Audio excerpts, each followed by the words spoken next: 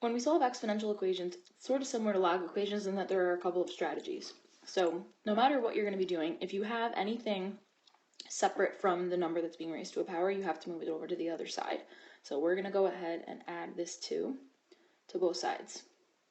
So now we have 4 to the x plus 1 power equals 8.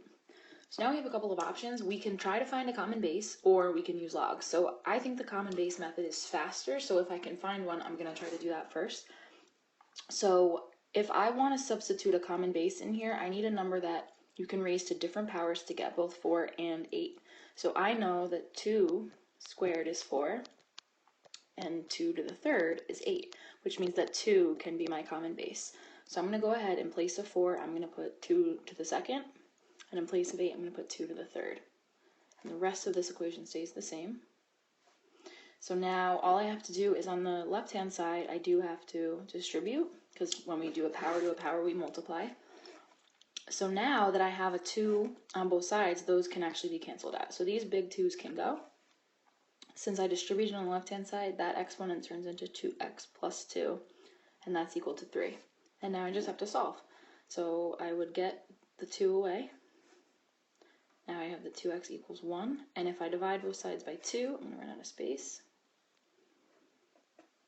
I get that x is a half, or you can write it as 0.5, either way. And that's it. So that was pretty fast. Here's another example. So same idea. If you start out with something other than just that number being raised to the power, it has to move. So in this case, I would divide both sides by 3. So now I have 4 to the 3x power equals 7. Okay, so again, I can try for a common base. I know that there's no way I can ever get 4 and 7 to have the same base. I mean, it's true that 2 squared is 4, but there's not a power of 2 that's going to give me 7, at least not a whole number. So I'm not going to try to bother with that because it would take a long time to figure out. So the other thing we can do is we can introduce a log on both sides.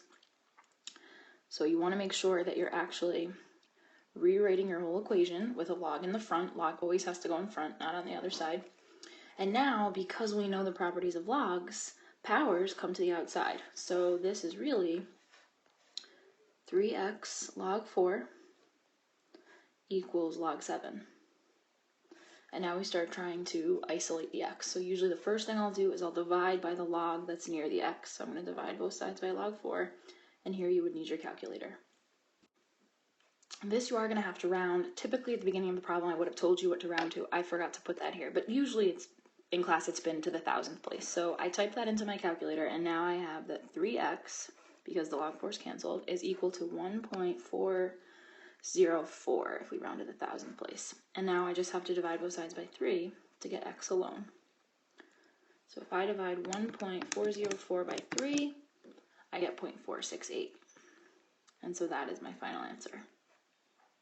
So the method that you just saw on this example, the log method, that actually also could have worked on our example over here. I just think the common base is a little bit quicker. But if this is difficult for you, if you have trouble finding your common base like we did here, you can always introduce a log on both sides and do what we did here.